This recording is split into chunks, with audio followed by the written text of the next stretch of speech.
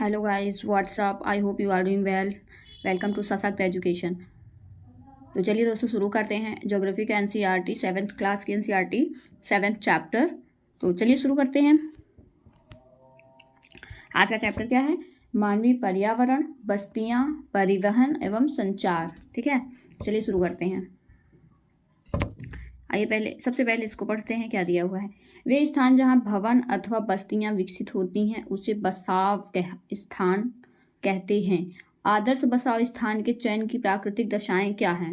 एक मानव बस्ती बनने के लिए इसके लिए आवश्यक दशाएं क्या क्या होती हैं, ये देखते हैं क्या होती हैं। अनुकूल जलवायु होनी चाहिए, जल की उपलब्धता होनी चाहिए, उपयुक्त भूमि होनी चाहिए, उपजाऊ मिट्टी होनी चाहिए, और यही चारों चीज़ें हम लोग अपने चंद्रमा पे ढूंढ रहे हैं, मंगल पे ढूंढ रहे हैं। कोई ऐसा ग्रह मिल जाए जिससे यहाँ से पॉपुलेशन को वहाँ पे ट्रांसफ़र किया जा सके, मानवीय बस्ती बसाव बनाया जा सके। ठीक है, तो चलिए चैप्टर स्टार्ट करते हैं। अध्याय 1 में आप पढ़ चुके हैं कि प्रारंभिक मानव भोजन, वस्त्र एवं आवास के लिए पूर्ण रूप से प्रकृति पर निर्भर था, लेकिन समय के साथ उसने नए कौशल विकसित करके खाद्य पदार्थों का उत्पादन, घर बनाने, यातायात एवं संचार के बेहतर साधनों का विकास किया। इस प्रकार उसने अपने आवास के वातावरण को अपने अनुकूल बनाया। बस्तियां वे स्थान हैं जहां लोग अपने लिए घर बनाते हैं। प्रारंभिक मनुष्य वृक्षों एवं गुफाओं में निवास करते थे। जब उन्होंने फसलें उगाना आरंभ किया तो उनके लिए एक जगह स्थायी घर बनाना आवश्यक हो गया। बस्तियों का विकास नदी घाटियों के निकट हुआ क्योंकि वहाँ पर्याप्त मात्रा में जल उपलब्ध था, भूमि उपजाऊ थी। व्यापार, वाणिज्य एवं विनिर्माण के विकास के साथ ही मानव बस्तियाँ बड़ी होती गईं। नदी घाटी के निकट बस्ती पनपने लगी एवं सभ्यता का विकास हुआ। तो यहाँ पे समझ में आ जाता है कि मानव बस्तियाँ वही बस्ती हैं जहाँ उनके अनुकूल जलवायु विकसित होती है, भूमि होती है, उपजाऊ भूमि होती है, नदी होता है, पानी होता है और जलवायु होती है। तो वही मानव की बस्तियाँ बस्ती भी हैं, उसको बसाव कहा जाता है। और ज़्यादातर होता है नदी घाटियों के निकट बस्ती पनपने लगती हैं, धीरे धीरे दुकानें खुलने लगती हैं, धीरे धीरे सड़कें बनने लगती हैं। तो ऐसे ही जनसंख्या का बसावट वहाँ पे होता जाता है।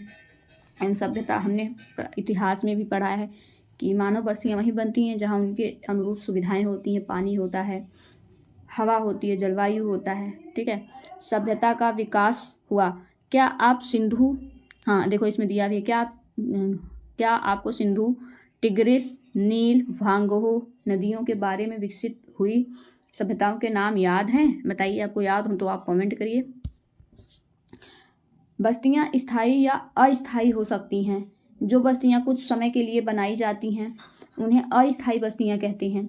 घने जंगलों, गर्म एवं ठंडे रेगिस्तानों तथा पर्वतों के निवासी अक्सर अस्थायी बस्तियों में रहते हैं।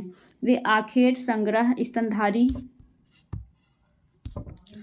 स्थानांतरित वे आखेट संग्रहण, स्थानांतरित कृषि एवं ऋतु प्रवास करते हैं। यद्यपि अधिकांश बस्तियां आज स्थायी बस्तियां हैं, इन बस्तियों में लोग रहने के लिए घर बनाते हैं। देखिए, मानव बस्तियां कहाँ बसी हैं? नदी के किनारे। और वो प्राकृतिक सौंदर्य की वजह से भी लोग बसते हैं, ऐसा नहीं है। देखिए, जहाँ उत्तराखंड में प्राकृतिक सौंदर्य के कारण ही वहाँ पे होटल बनते हैं, वहीं पे धीरे धीरे लोग अपना घर बनाना शुरू कर देते हैं, दुकानें बन जाती हैं, वहाँ पे बसाव शुरू हो जाता है। प्राकृतिक सुंदरता भी एक कारण होता है बसाव का। चलिए इसमें पढ़ते हैं क्या है। ऋतु प्रवास। लोगों में मौसमी आवागमन को ऋतु प्रवास कहते हैं। जो लोग पशु पालते हैं वे मौसम में परिवर्तन के अनुसार नए चारागाहों की खोज में निकल जाते हैं। ठीक है, तो इसको भी देखते हैं। मैरी का जन्मदिन था। देखिए इसमें स्टोरी दी हुई है, स्टोरी के थ्रू ये एनसीईआरटी तो हमारे लिए बनी नहीं है, बच्चों के लिए थी, लेकिन हम अपनी समझ विकसित करने के लिए फिर से उसको पढ़ रहे हैं। ठीक, मैरी का जन्मदिन था। केक काटने के लिए वह अपने मित्रों के साथ गुरप्रीत की प्रतीक्षा कर रही थी। आखिरकार थकी, खांसती और हाँफती हुई गुरप्रीत पहुंची। उसने बताया कि अत्यधिक यातायात जाम था। मैरी की माँ मिसेस थॉमस ने गुरप्रीत की पीठ थपथपाकर गहरी सांस भरी। ओह, हमारे शहर में बहुत प्रदूषण है, प्रसाद हाल ही में गांव से आया था। उसने पूछा, शहरों में इतना प्रदूषण तथा यातायात जाम क्यों होता है? शहरों में बढ़ती आबादी के कारण दिन प्रतिदिन वाहनों की संख्या बढ़ती जा रही है। मैरी के पिता मिस्टर थॉमस ने कहा, मैंने पूछा, तब लोग शहर क्यों आते हैं? उसकी मां ने उत्तर दिया, वे यहाँ नौकरी, बेहतर शिक्षा, चिकित्सकीय सुविधा की तलाश में आते हैं। मैरी ने फिर पूछा, यदि इतनी अधिक जनसंख्या में लोग शहर में आते रहेंगे तो ये सारे लोग कहाँ रहेंगे? मिस्टर थॉमस ने कहा, यही कारण है कि अत्यधिक जनसंख्या ने गंदी बस्तियां एवं अवैध कब्जे वाली बस्तियां दिखाई देती हैं, जहां लोग भीड़ भाड़ एवं अस्वास्थ्यकारी परिस्थितियों में रहते हैं। बात तो सही है। अब देखो बॉम्बे में देखो, बड़ी बड़ी जितनी भी सिटीज़ हैं वहाँ पे एक बस्तियां बसी होती हैं जो अनऑर्गेनाइज्ड होती हैं। वहाँ पे स्वास्थ्य की सुविधाएं नहीं होती, पीने लायक पानी नहीं होता, लेकिन फिर भी लोग अपने पेट को काटने के लिए, अपने पेट जीने के लिए, और क्योंकि वो बहुत बड़े फ्लैट के किराया तो दे नहीं सकते हैं, इसलिए वहाँ पे छोटी सी झुग्गी झोपड़ी डाल के रहना शुरू कर देते हैं। ठीक है, तो मजबूरी होती है। लोग शिक्षा के लिए जाते हैं, लोग कमाने जाते हैं, सब अपने अपने पेट के लिए, भूख को शांत करने के लिए दूसरे शहरों में जाते हैं, क्योंकि बेरोजगारी बहुत ज़्यादा है। ठीक है, सबकी मजबूरियाँ होती हैं। तो कारण है कि अत्यधिक जनसंख्या में गंदी बस्तियां, अवैध कब्जे वाली बस्तियां दिखाई देती हैं, जहां लोग भीड़ भाड़ एवं अस्वास्थ्यकारी परिस्थितियों में रहते हैं। शहरों में जल एवं विद्युत की कमी एवं सामान्य समस्या है। प्रसाद ने कहा, हमारे गांव में बड़े सिनेमा घर, अच्छी सुविधाओं वाले स्कूल एवं अच्छे अस्पताल नहीं हैं, लेकिन हमारे लिए यहाँ बहुत सारी खुली भूमि एवं सांस लेने के लिए ताज़ी हवा मिलती है। जब मेरे दादाजी बीमार थे तो उनको शहर के अस्पताल में लाना पड़ा था। ऊपर दिए गए संवाद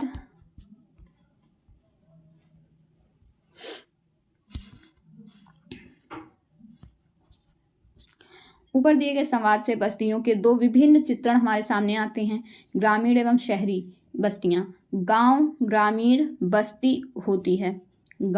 बस्ती होती है जहां लोग कृषि, मत्स्य पालन, वानिकी, दस्तकारी, पशुपालन संबंधी कार्य करते हैं। ग्रामीण बस्ती सघन या प्रकीर्ण हो सकती है। सघन बस्तियों में घर पास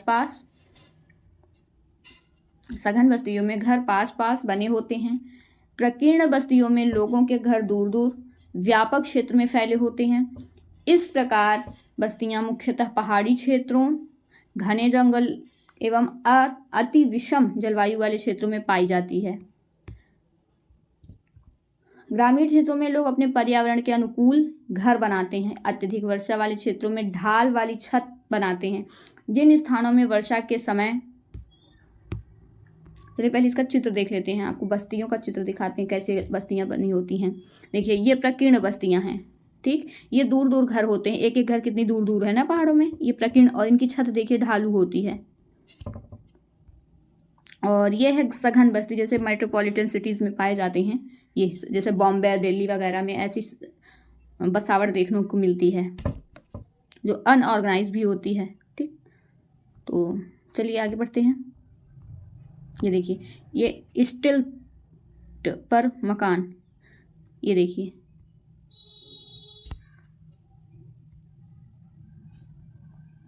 थोड़ा जूम करते हैं इसको।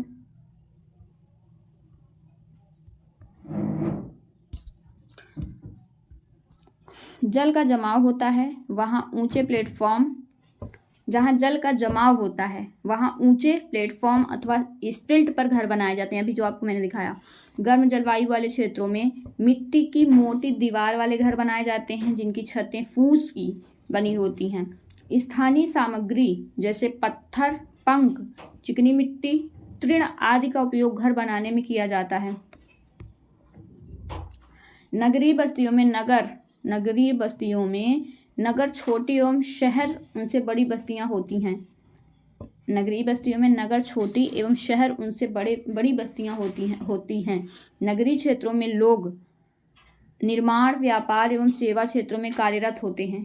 नगरीय क्षेत्रों में लोग निर्माण, व्यापार एवं सेवा क्षेत्रों में कार्यरत होते हैं। अपने राज्य के कुछ गांवों नगरों एवं शहरों के नाम लिखिए। लिखिए, आप अपने राज्य के कुछ गांवों के नाम लिखिए। अपने राज्य के कुछ गांवों, नगरों एवं शहरों के नाम लिखिए। कमेंट में लिखिए आप कहाँ से हो, किस जिले से हो, किस स्टेट से हो। कमेंट बॉक्स में कमेंट करिए।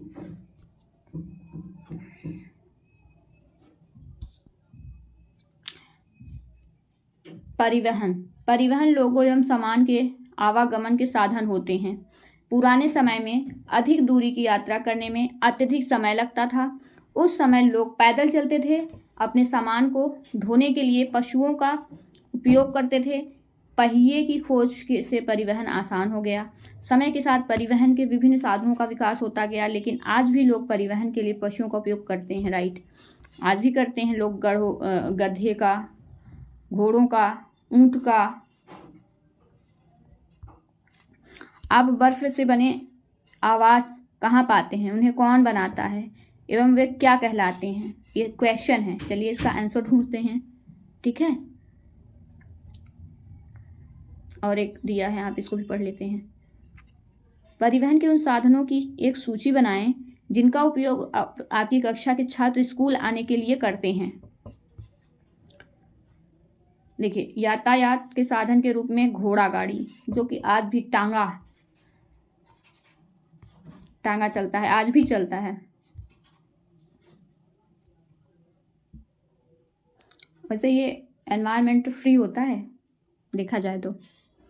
हमारे देश में सामान्यतः गधे, खच्चर, बैल, ऊंट का उपयोग किया जाता है। दक्षिणी अफ्रीका के एंडीज पर्वत के क्षेत्र में लामा का उपयोग उसी तरह होता है जैसे तिब्बत में याक का उपयोग होता है। ठीक है, तो लामा कहाँ पाया जाता है? एंडीज पर्वत के पास, एंडीज पर्वत में। और याक कहाँ पाया जाता है? तिब्बत में। ठीक, ये भी याद रखिएगा। प्रारंभ में अन्य देशों के व्यापारियों को भारत पहुंचने में अनेक महीने लग जाते थे। वे समुद्री मार्ग से या स्थलीय मार्ग से आते थे। हवाई यात्रा ने परिवहन को द्रुत बना दिया है। आज भारत से यूरोप की यात्रा करने में केवल 6 से 8 घंटे का समय लगता है। इस प्रकार परिवहन के आधुनिक साधन समय एवं ऊर्जा की बचत करते हैं।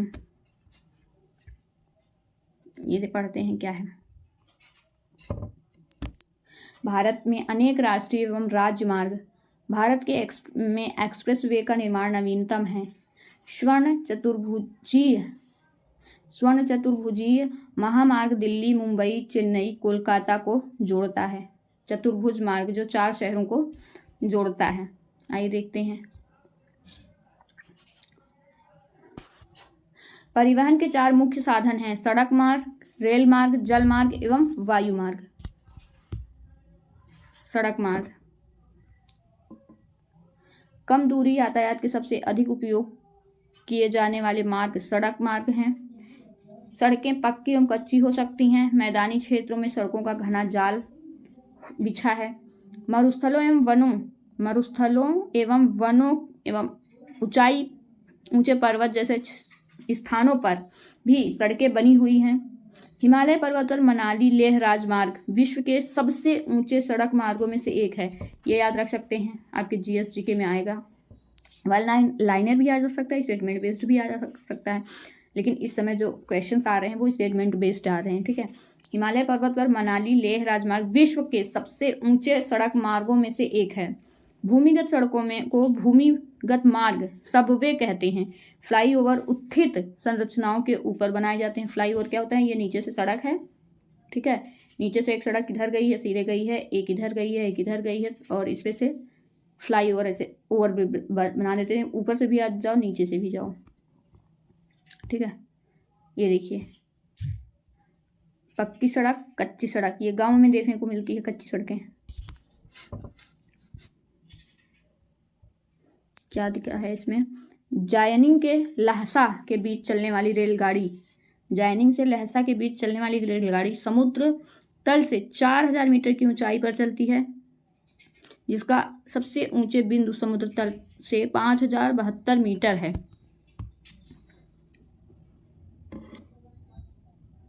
रेल मार्ग।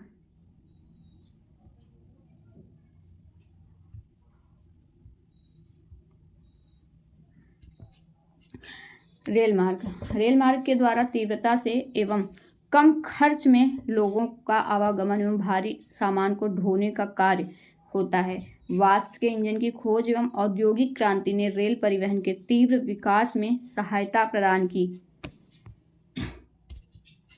डीजल एवं विद्युत इंजनों ने व्यापक रूप से वाष्प के इंजनों का स्थान ले लिया है।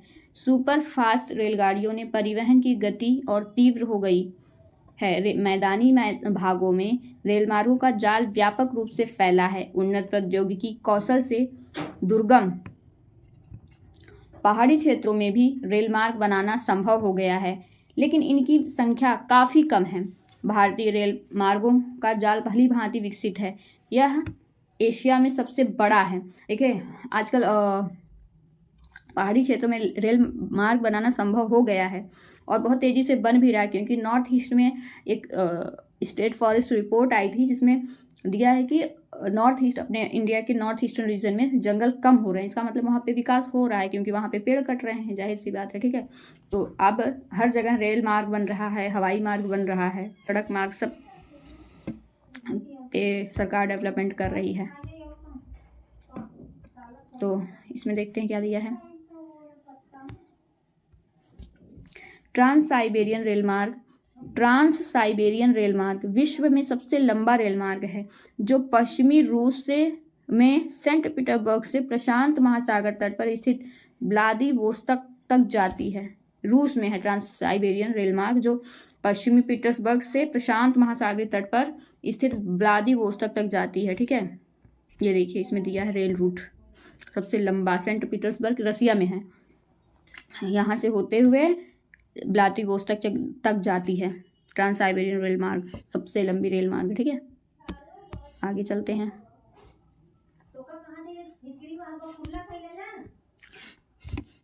जलमार्ग आप पहले पढ़ चुके हैं कि प्रारंभिक समय में परिवहन के लिए रेलमार्ग का उपयोग किया जाता था।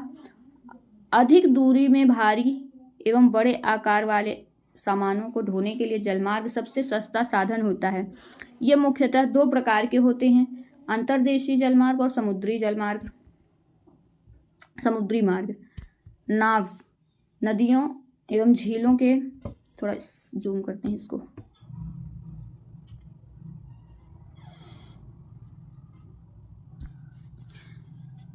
अंतर्देशीय जलमार्ग और समुद्री मार्ग। नाव एवं झीलों का उपयोग अंतर्देशीय जलमार्ग के लिए होता है। कुछ महत्वपूर्ण अंतर्देशीय जलमार्ग हैं: गंगा ब्रह्मपुत्र नदी तंत्र, उत्तरी अमेरिका में ग्रेट लेक और एवं अफ्रीका में नील नदी, ये अंतर्देशीय जलमार्ग होते हैं। समुद्री मार्ग जलमार्ग होते हैं, अंतर्देशीय जलमार्ग। ठीक है, थोड़ा जूम करते हैं इसको। समुद्री एवं महासागरीय मार्गों का उपयोग सामान्यतः व्यापारिक माल एवं सामान को एक देश से दूसरे देश में पहुंचाने के लिए करते हैं। ये मार्ग पत्तनों से जुड़े होते हैं। विश्व के कुछ महत्वपूर्ण पत्तन हैं: एशिया में सिंगापुर एवं मुंबई, उत्तरी अमेरिका में न्यूयॉर्क। देखिए ये आप पत्तनों को याद रखिए, कभी कभी मिलाने के लिए आ जाता है कौन सा पत्तन किस देश में है। ठीक है, तो इसको आप याद रख सकते हो, फिर से पढ़ लो इसमें। ठीक है, क्या है? समुद्री जलमार्ग समुद्री एवं महासागरीय मार्गों का उपयोग सामान्यतः व्यापारिक माल एवं सामान को एक देश से दूसरे देश में पहुंचाने के लिए करते हैं। ये मार्ग पत्तनों से जुड़े होते हैं। विश्व के कुछ महत्वपूर्ण पत्तन हैं: एशिया में सिंगापुर एवं मुंबई, इंडिया में उत्तरी अमेरिका में न्यूयॉर्क एवं लॉस एंजलिस, दक्षिणी अमेरिका में रियो डी जेनेरियो। ये सारे आप मैप में देख सकते हैं। ठीक है, रियो डी जेनेरियो, अफ्रीका में डरबन एवं केप टाउन, अफ्रीका में डरबन और केप टाउन, ऑस्ट्रेलिया में सिडनी। देखो डरबन और केप टाउन तो अफ्रीका के एकदम जस्ट यहाँ पे है। ठीक है, और ये है मुंबई पत्तन है इंडिया के यहाँ पे है, पश्चिमी हिस्से पे। ठीक, न्यूयॉर्क है पूर्वी हिस्से पे, अमेरिका के यहाँ पे। तो आप मैपिंग करेंगे तो उसमें याद आएगा, उसमें दिखाया जाएगा। और मैं एक दिन पढ़ाऊँगी ज्योग्राफी विथ लाइव मैप, उसमें आपको दिखाऊंगी। लॉस एंजलिस दक्षिण अमेरिका में, रियो डी जेनेरियो अफ्रीका में डरबन एवं केप टाउन, ऑस्ट्रेलिया में सिडनी, यूरोप में लंदन। क्या आप विश्व के कुछ और पत्तनों के नाम बता सकते हैं? आप पत्तनों के नाम बताइए कमेंट बॉक्स में। वायुमार्ग, यह है हेलीकॉप्टर। इसी के तहत वायुमार्ग को बढ़ावा देने के लिए भारत सरकार ने पूरे देश का आम नागरिक स्कीम लॉन्च किया था, जिसके तहत आम नागरिक हवाई चप्पल पहनने वाला भी हवाई जहाज में घूम सकता है। ठीक है, तो चलिए इसको देखते हैं। 20वीं सदी के प्रारंभ में विकसित यह परिवहन सबसे तीव्र मार्ग है। 20वीं सदी के आरंभ में विकसित यह परिवहन का सबसे तीव्र मार्ग है। ईंधन की लागत अधिक होने के कारण यह सर्वाधिक महंगा साधन है। वायु यातायात खराब मौसम जैसे कोहरे एवं तूफान से कुप्रभावित होता है। यह यातायात का अकेला साधन है जो सर्वाधिक दुर्गम एवं दुरूह स्थानों तक पहुंच सकता है, विशेष रूप से जहां सड़क एवं रेलमार्ग नहीं है। जैसे आजकल ड्रोन को बढ़ावा दिया जा रहा है, दूरस्थ पहाड़ी क्षेत्रों में सुविधाएं पहुंचाने के लिए ड्रोन का इस्तेमाल किया जा रहा है। हेलीकॉप्टर अगम्य स्थानों एवं संकटकालीन स्थितियों में लोगों को बचाने एवं भोजन, जल, कपड़े एवं दवाएं बांटने के लिए एक बहुत ही उपयोगी साधन है। कुछ महत्वपूर्ण हवाई पत्तन जैसे Delhi, Mumbai, New York, London, Paris, Frankfurt एवं काहिरा, ये हवाई पत्तन हैं, हवाई स्थल हैं। ठीक है, जहाँ पे एरोप्लेन्स रुकते हैं, उतरते हैं, उड़ते हैं वहाँ से। ठीक, संचार, अंग्रेजी, हिंदी एवं क्षेत्रीय भाषा के कुछ समाचार पत्रों एवं टीवी चैनलों के नाम लिखिए। बताइए आप अपने देश भारत के सबसे प्रसिद्ध अखबार के नाम, अपने क्षेत्रीय अखबार का नाम, टीवी चैनलों का नाम लिख के बताइए। आजकल तो वैसे भी यूट्यूबर्स बहुत फेमस हो रहे हैं, वो न्यूज़ को जितना कवर कर ले रहे हैं उतना मीडिया नहीं कर पा रही है।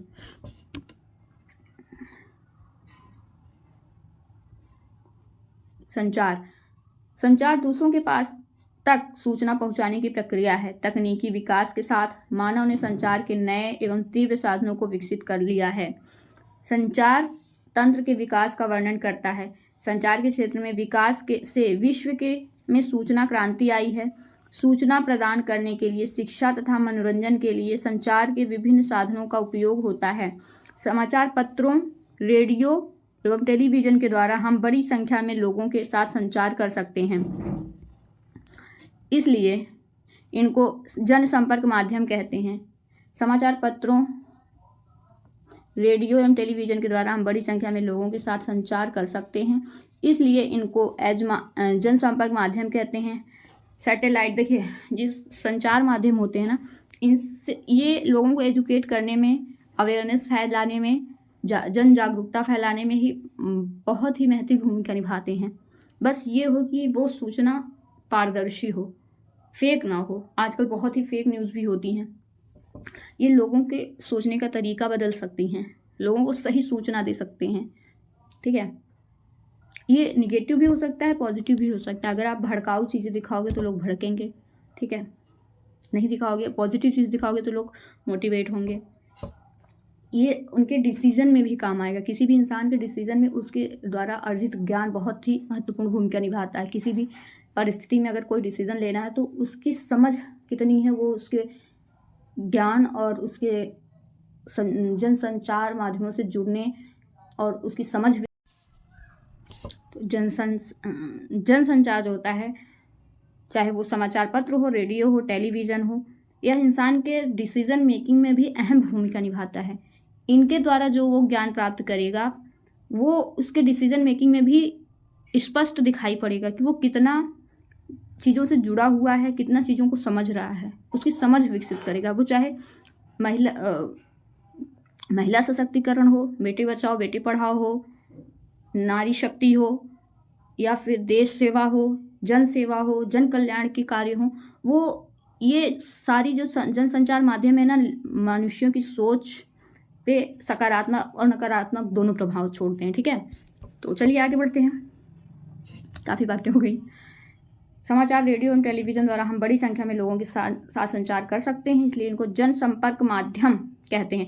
सबसे ज़्यादा जनसंपर्क जो माध्यम है आज भी जो है ना रेडियो है।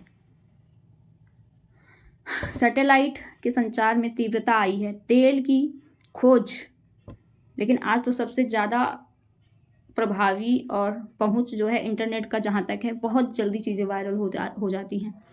तेल की खोज, वनों का सर्वेक्षण, भूमिगत जल, खनिज संपदा, मौसम पूर्वानुमान एवं आपदा पूर्व चेतावनी आदि में सैटेलाइट सहायक होते हैं। अब हम इंटरनेट के माध्यम से इलेक्ट्रॉनिक मेल, ईमेल भेज सकते हैं। आज सेल्यूलर फोन के द्वारा बेतार टेलीफोनिक संचार अत्यधिक लोकप्रिय हो चुका है। इंटरनेट के माध्यम से विश्व में केवल सूचना एवं परस्पर समीपता ही नहीं मिलती, अपितु इससे हमारा जीवन अधिक सुखमय भी बन गया है। अब हम घर में बैठे ही रेल, हवाई जहाज एवं सिनेमा या होटल तक के लिए टिकट आरक्षित करवा सकते हैं। संपूर्ण विश्व में इस प्रकार लोगों के बीच, लोगों एवं सेवाओं तथा संस्थाओं के बीच तीव्र गति से अपनी संपर्क संभव होने के कारण आज हम एक बृहद विश्व समाज के रूप में विकसित हो रहे हैं।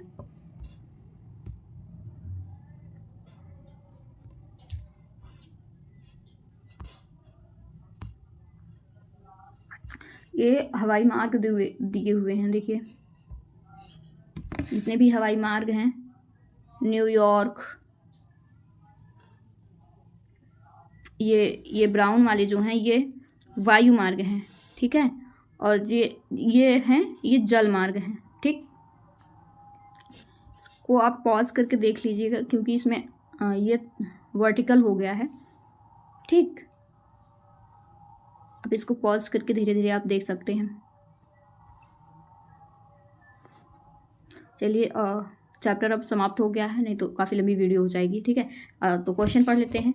अब क्वेश्चन को आपको कॉपी पे लिखना है, कमेंट में लिखना है, किसी 2-3 क्वेश्चन के आंसर देने हैं, और ये ऑब्जेक्टिव वालों के आंसर आपको कमेंट बॉक्स में लिखना है ताकि मैं भी थोड़ा मोटिवेट हो जाऊँ। और भी मैं सारी एनसीईआरटी कवर करने वाली हूँ, चाहे हिस्ट्री हो, ज्योग्राफी हो और पॉलिटी हो, मैं सबका एनसीईआरटी कवर करने वाली हूँ एक एक करके, ठीक है। तो मुझे आप प्लीज़ चैनल को लाइक करिए, सब्सक्राइब करिए और शेयर करिए ताकि चैनल आगे बढ़े। निम्न प्रश्नों के उत्तर दीजिए। परिवहन के 4 प्रकार क्या हैं? बस्ती से आप क्या समझते हैं? ग्रामीण लोगों के क्रियाकलाप क्या हैं? रेल मार्ग के किन्हीं 2 गुणों के बारे में बताएं। संचार से आप क्या समझते हैं? जनसंपर्क माध्यम क्या है? जनसंपर्क माध्यम क्या है ये आप कमेंट बॉक्स में बताइए, छोटा आंसर है, एक लाइन में आप बता सकते हैं। इनमें से कौन संचार का साधन नहीं है? तो मेज हो गया, टेलीफोन और पुस्तक हैं। इनमें से कौन सा सड़क का भूमिगत निर्माण है? सबवे। किसी द्वीप पर पहुंचने के लिए निम्न में से कौन सा यातायात साधन उपयुक्त है? किसी द्वीप पर पहुंचने के लिए निम्न में से कौन सा यातायात का साधन उपयुक्त है? जहाज। यातायात का कौन सा साधन पर्यावरण को प्रदूषित नहीं करता है? यातायात को प्रदूषित नहीं करता है। साइकिल, ये भी एनवायरनमेंट फ्रेंडली है, ठीक है। निम्नलिखित में स्तंभों को मिलाकर सही जोड़े बनाइए। इंटरनेट संचार का साधन, नहर मार्ग, नगरीय क्षेत्र,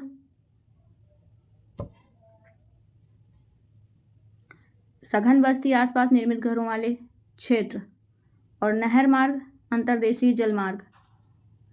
कारण बताइए। आज विश्व सिमटता जा रहा है, ऐसा क्यों हो रहा है? क्यों सिमटता जा रहा है? क्रियाकलाप। परिवहन के 2 से अधिक साधन कौन से हैं? परिवहन के 3 से अधिक साधन बताइए। पैदल तय की जाने वाली दूरी में ही रहते हैं। तो चलिए दोस्तों, ये चैप्टर अब समाप्त हो चुका है, आप इसको पॉज करके पढ़ सकते हैं, ठीक है। तो चलिए चैप्टर को समाप्त करें। प्लीज़ चैनल को लाइक करना, सब्सक्राइब करना और शेयर करना ताकि मुझे थोड़ा मोटिवेशन मिले, मैं सबको सारी एनसीईआरटी कवर कर सकूं, क्योंकि एनसीईआरटी मैंने देखा है बहुत सारे चैनलों पे ना फीस ली जा रही है एनसीईआरटी पढ़ाने की, ठीक है। और मेरा एनसीईआरटी शुरू करने का एक ही पर्पज़ था कि बहुत सारे दूर दराज इलाकों में जहाँ आज इंटरनेट पहुँच चुका है लेकिन एनसीईआरटी बुक्स नहीं पहुँची हैं, ठीक है। तो मैं उनके लिए ये वीडियो बना रही हूँ और देखने के लिए सभी दे सकते हैं, कोई बाउंडेशन थोड़ी ना है। धन्यवाद।